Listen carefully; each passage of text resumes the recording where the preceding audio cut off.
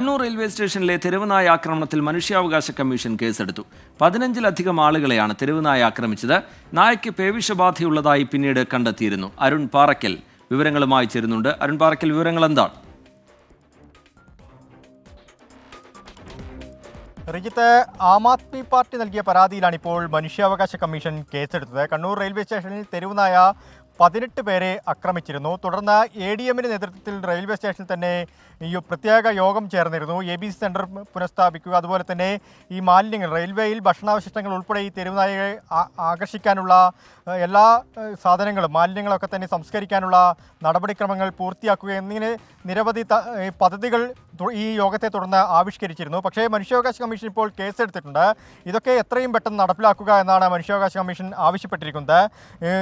മാത്രമല്ല, ഇത് സംബന്ധിച്ച റിപ്പോർട്ട് ഉടൻ കമ്മീഷന് കൈമാറാനും ആവശ്യപ്പെട്ടിട്ടുണ്ട്. റീജിത്ത്, അരുൺ പാറയ്ക്കൽ വിവരങ്ങൾ നൽകുകയായിരുന്നു കണ്ണൂരിൽ നിന്ന്.